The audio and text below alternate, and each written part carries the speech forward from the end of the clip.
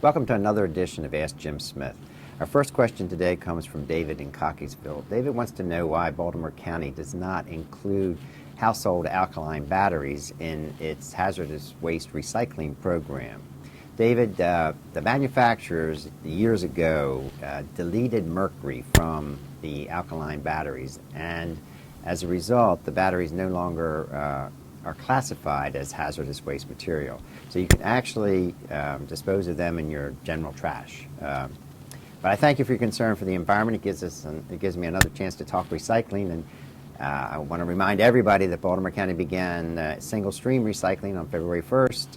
You can put out all those bottles and cans and all those extra things that you didn't used to be able to recycle with your papers once a week. Be picked up once a week. Don't have to store it. Just don't use plastic bags. I don't care what color they are. Don't use those. Recycle those at your grocery stores. David, thanks for your question. Thanks for giving me the opportunity to remind everybody again of single stream. Our second question comes from Frank in northern Baltimore County. Frank wants to know when the construction on York Road north of the Beltway is going to be completed.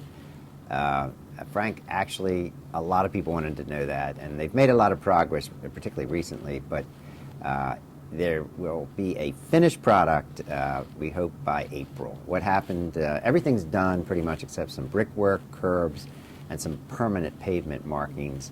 And the bad weather really prevented them from doing some of that work.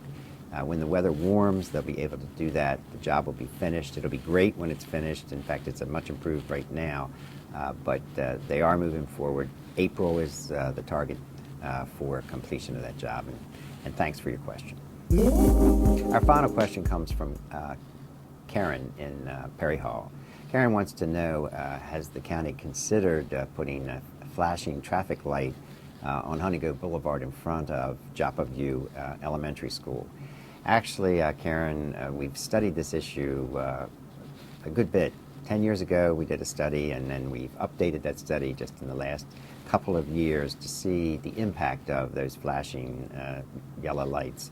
And regrettably, it indicates that there is no appreciable safety enhancement as a result of having the flashing lights. So really, Baltimore County hasn't installed any new flashing yellow lights since that survey or study 10 years ago. We have maintained old lights that were already installed, but we haven't installed any new ones. What we have done is we have taken our school safety signs and we've given them a fluorescent finish, which makes them much more visible to motorists. So we are also, with regard to Joppa View Elementary itself, our traffic engineers are working with the school system and with the staff at Joppa View Elementary to see if there are ways that they can improve traffic safety by making some changes with regard to parking, making some changes with respect to turn rights, allowing you to turn, make certain turns. So there are some efforts to try to improve the situation for Joppa View Elementary. I thank you for your concern and your interest, and that concludes another edition of Ask Jim Smith.